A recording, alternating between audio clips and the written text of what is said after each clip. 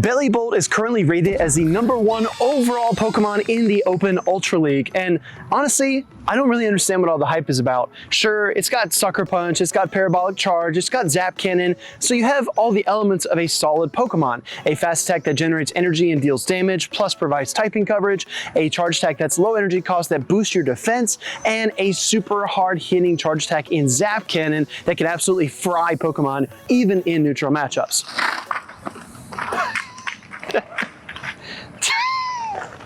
This kid almost just ate it. Dude, every time I try to film, something weird happens. I have like a talent for this.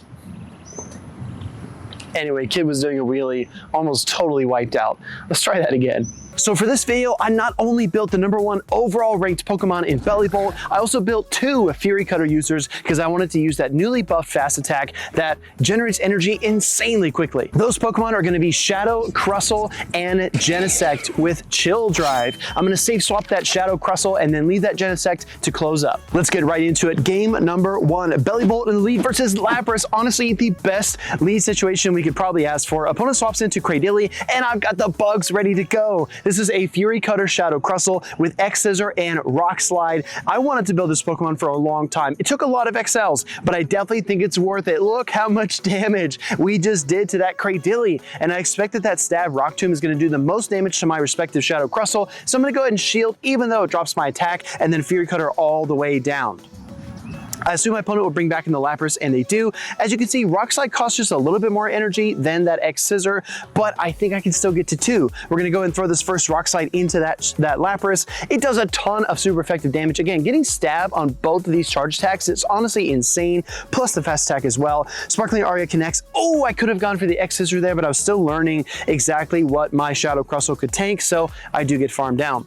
Opponent is gonna throw another charge attack now into the Bellibolt this time. It's a bulky boy though, and that barely does any damage. I'm building some extra energy. I recognize that this Lapras's counts are 12, 11, 11 to those Sparkling Arias, so I do not want to get hit with a third one in this sequence, so I go ahead and fire that off. Opponent comes in now with the Tentacruel. I'm just going to spam off these Parabolic Charges. It's super effective. It's probably going to force a shield, and it does force that first shield of the game.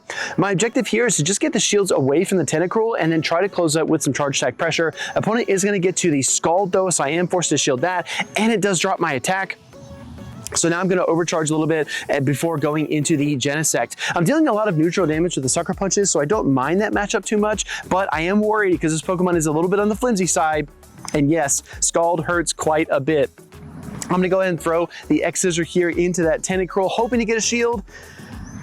My opponent's smart though, they no shield. I need to hang on through this next Scald onto my Genesect, and I don't. So now it's all up to the Bellibolt. I need to build up to 2 Parabolic Charges. I've got the double up. They threw an Acid right there, and I'm pretty confident that Bellibolt will actually win the charge attack priority against the Tentacruel. Maybe I'll put the graphic on screen if I have it. And we do score the second Parabolic Charge to win this heated, contested game #1. I'm gonna go right into game #2 here. Bellibolt has been fun so far, but we're only 1 game in. Let's see what it's got. Bellibolt into Cradily. I'm gonna make that instant swap into my Crustle. I'm seeing a lot of Acid Cradilies in the meta right now. I do think that is the hot new thing, but there's still a lot of merit to Bullet Seed as well, especially if you want to counter those water and ground types a little bit more effectively. In comes the Tentacruel. We fire the Rock Slide. That X-Scissor is gonna be resisted by the poison typing, so I go for the neutral Rock Slide, even though it's a little more energy cost. This second one does connect as well, and at this point, you guys, I'm honestly wondering if I get 2 shield through this Tentacruel and then force the shields back with my Crustle. Gonna try to Fury Cutter down. Opponent gets to another charge attack, and yes, I'm gonna 2 shield through this. Gonna try to get through this matchup and then get those shields right back. No attack drops on both of those Scalds, which is huge news for us. Opponent comes in with the Jellicent though, and I realize I made a dire mistake. This is no bueno. This is not a good position to be in because because Jellicent is a huge core breaker, and I did not expect to see another aquatic jelly-like creature behind the Tentacruel. Rock Slide does get shielded the second time around. I'm trying to get to a third one, but the opponent does outpace to the Surf. And remember, I'm still a Rock type, so this Surf will be super effective, and it does knock out the Crustle. Coming out with the Bellibolt, opponent swaps into that Cradily. The problem here is that I don't know how much damage this Genesect can tank. It's Steel and it's Bug, so this is going to be neutral, but oh my gosh, it takes about half of my health. And at this point, I really am not sure I can outpace to another X-Scissor, but we're going to try. X-Scissor does get shielded up there, so maybe there's something cooking here. Oh, never mind, we can't get to the second X-Scissor. Rock Tomb will surely KO, and I think I need a Zap Cannon to bring down this Cradily. So I either throw the Parabolic Charge, and then, oh, I win the Charge Stack priority. Throw the Parabolic Charge, hang on through the Rock Tomb, and hopefully get to another Charge Stack against that final Pokemon in the back. I think that's what I have to try to do. Zap Cannon was just not going to be there in time, and I needed to buff up my defense. Rock Tomb does drop my attack a little bit, though. In comes the Jellicent. I need to tank a Shadow Ball with that Parabolic Charge buff in effect. Let's see if we can do it. Shadow Ball does connect. Oh, that's no problem at all. Bellibolt is going to get up to this next charge attack. Parabolic Charge will likely be enough to KO this Pokemon here, and it absolutely does. Final Pokemon, race to the finish. Sucker Punch does it, and I get the KO against that Cradily. Let's absolutely go, everybody. Very, very nice. We're going to take on Rafavert in our next battle here. The Bellibolt Chronicles, as I should call them. We're going to see Ampharos here. I'm going to throw one Sucker Punch and then swap into the Crustle. I'm expecting either a Trailblaze or a Brutal Swing on that Ampharos, but they actually switch into the Poliwrath. Now, I know both these charge attacks are resisted, but I do think that X-Scissor is a little more efficient here in this matchup, so I'm just going to spam off as many of these as I can. If the opponent's smart, they're going to let me get the third one through before trying to KO, but they go ahead and throw a charge attack here. This is Icy Wind. It's going to be really close, I think. Nah, never mind. It KOs anyway. Bellibolt goes down Crustle goes down. Bellibolt comes into town. We're going to see a charge attack come through here from the Poliwrath. I'm trying to think of what does the most damage, and I thought that could be a Scald, but it's just another freaking Icy Wind. So we shield up the bait there, which is no bueno. Going to go ahead and fire off a Parabolic Charge into the Poliwrath. Undercharge, just a pinch, but it's still more than enough. Opponent comes in with the Ampharos. I'm expecting, like I said, Brutal Swing, Trailblaze, whatever it's going to be neutral. And it will be the Trailblaze. So the opponent's buffing these Volt switches, but we are resisting them as an electric type. So we're not really too concerned about that. Going to throw a Parabolic Charge and buff our defense a little bit. Opponent throws another charge attack. I assume this is another Trailblaze, but I'm going to reach for that Genesect pretty soon because I'm not sure what else I should do. That was a Brutal Swing that time. Going to throw another Parabolic Charge. Opponent might be weak to electric in the back. Could be a water, could be a flying type. They shield up, which is a little bit surprising. I go for the Genesect now. Oh, opponent swaps. Oh, no. Oh, and it's Fire Spin too. Are you kidding me? They go with Fire Spin Charizard. I'm going to go ahead and throw this Chill Drive into this Pokemon, or Technoblast Chill Drive into the Charizard. It's not enough. Opponent, oh, actually, hold on.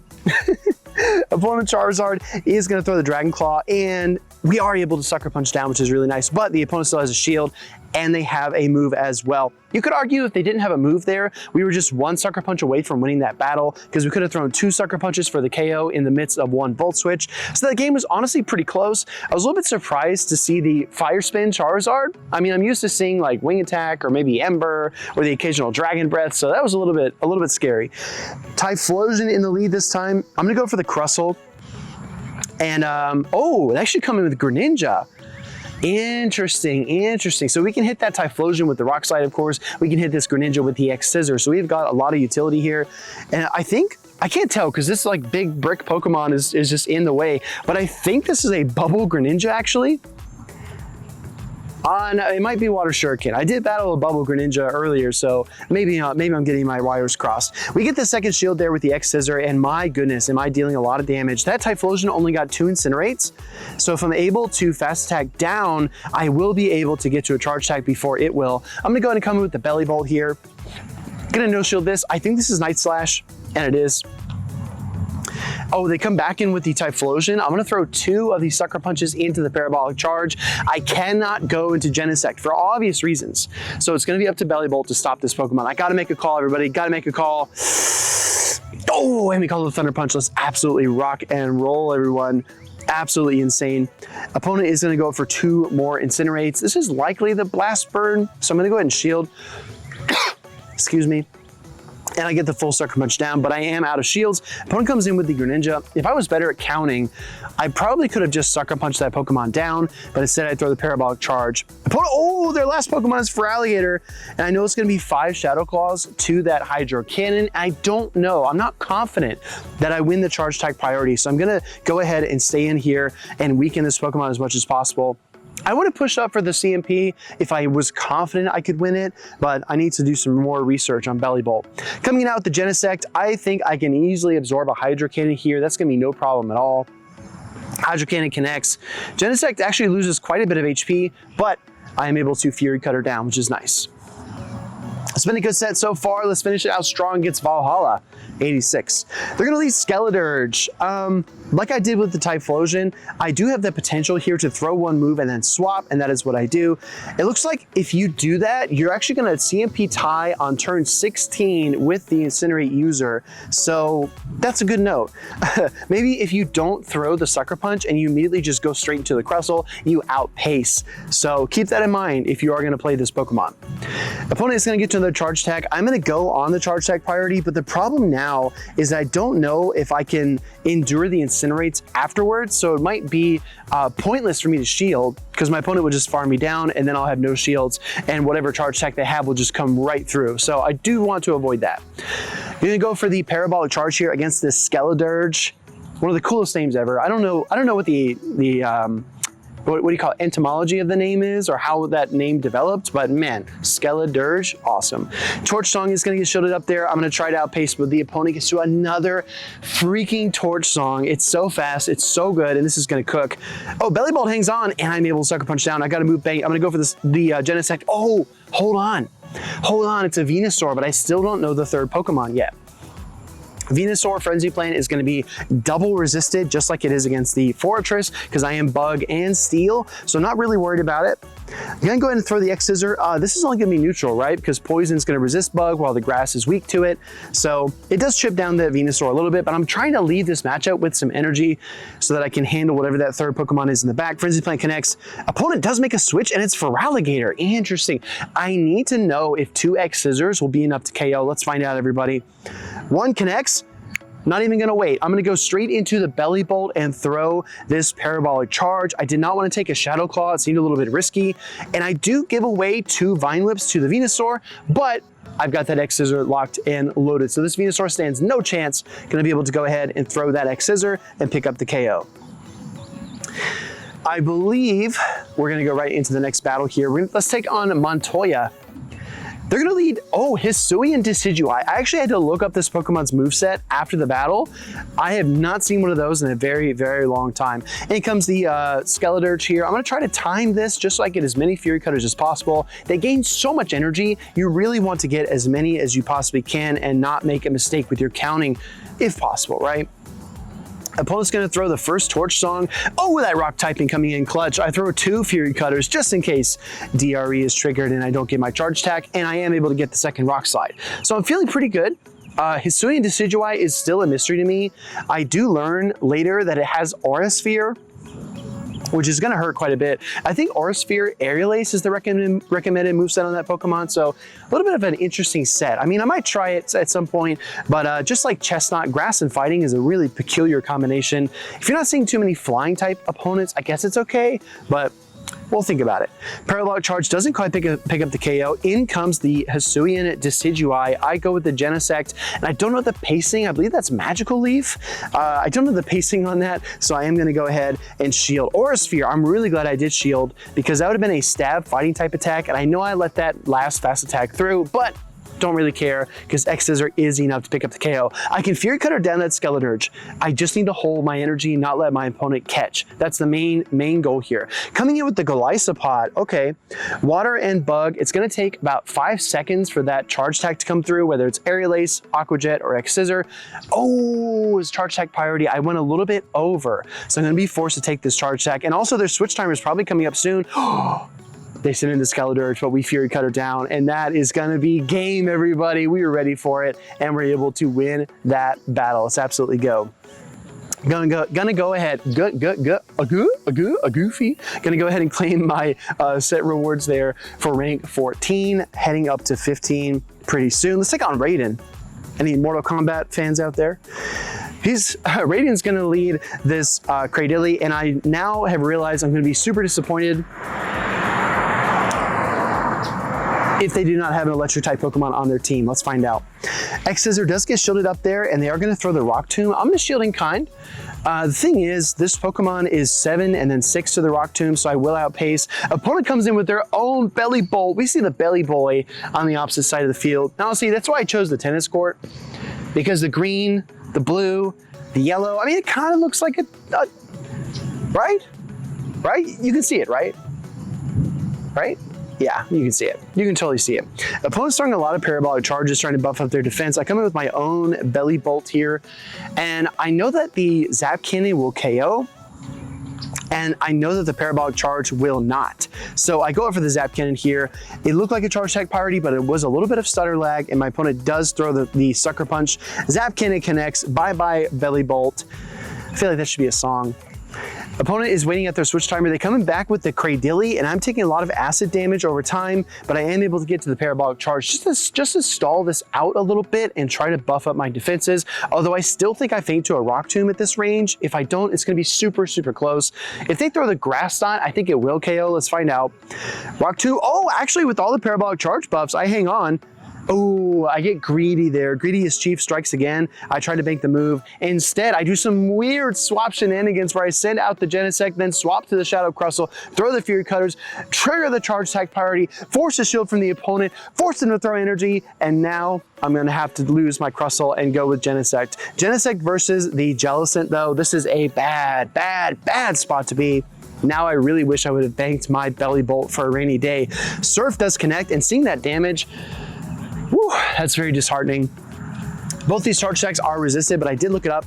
Techno Blast is more efficient here, all right? So before you try to roast me in the comments, Techno Blast is the right move to be throwing here. X-Scissor is just not gonna cut it. 2 Techno Blasts though, won't cut it either. So Genesect is going to sputter out here in the matchup versus the Jellicent. So a little bit unfortunate, but we work with what we got. Let's take on Steve. Steve's got Poliwrath in the lead. I've got 2 bug types in the back with a sub fighting weakness in steel and rock. So I'm just gonna stay here with the big belly boy, and I'm gonna outpace just barely to these parabolic charges. So I'm gonna force that first shield away. It's like drive past the tennis courts hour, I think.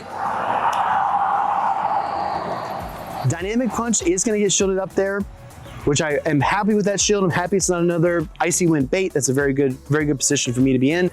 Opponent is gonna get to another charge attack here. I'm gonna no-shield the Bellibolt because I have been double buffed by the 2 parabolic charges. Dynamic Punch doesn't do much, but I'm realizing that I'm not doing much either. Oh, and I am able to get the full Sucker Punch down. Opponent comes in with an electric type. I throw 1 Sucker Punch to boot, and then I come in with the Crustle.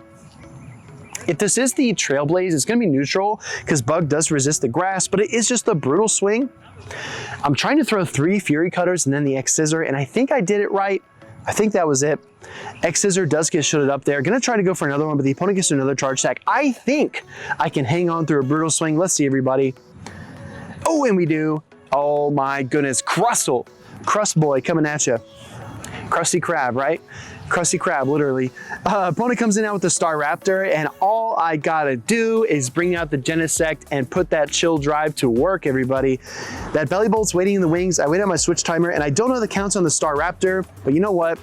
It doesn't even matter. Gus Staraptor is about to get absolutely freeze-dried out of the sky, and it does. In comes that Ampharos, and that is all they wrote. GG's.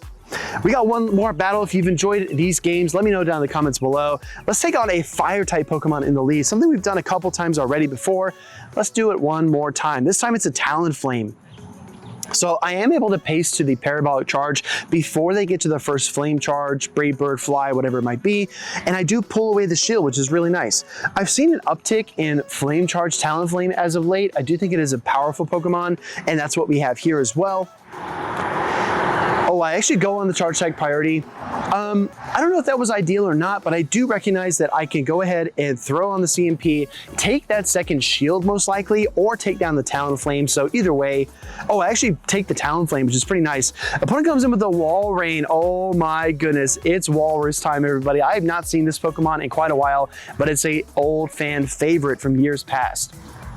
Gonna throw the Parabolic Charge. Hopefully, fingers crossed, we get that final shield from the opponent. And we do. Coming out with the Genesect Chill Drive. I'm going to resist all the charge attacks here because Ice and Ground are, or I guess they're going to be, Ice is resisted, Ground is neutral, right? But they throw the Icicle Spear. In comes the Gary. Oh, Gary, I'm so sorry. Gary. Oh, Gary, we got the Krusty Krab, and we got Gary, the snail Gyarados on the screen. I mean, what's cooking, everybody? And we win the charge attack priority tie. Let's absolutely go. X-Scissor is going to connect here into the Gyarados and take it down. Opponent comes back in with the Wall Rain with the Walrus. I don't think there's a Walrus character in SpongeBob, is there? Is there? I mean, it might be like a side character. Opponent throws charge attack. I'm going to let this one through. I have not even shown the Crustle Boy, and that Pokemon is about to come out right now. Fury Cutters are raining down. Walrus is out of here. What a fun team. I wanted to call this the Roly-Poly team at first because that Bellibolt does look kind of like a Roly-Poly if you ever encountered those bugs. But either way, very, very fun battles. I hope you enjoyed this set up Ultra League with Roly-Poly Double Fury Cutter. Let me know down in the comments below, and I'll see you very soon.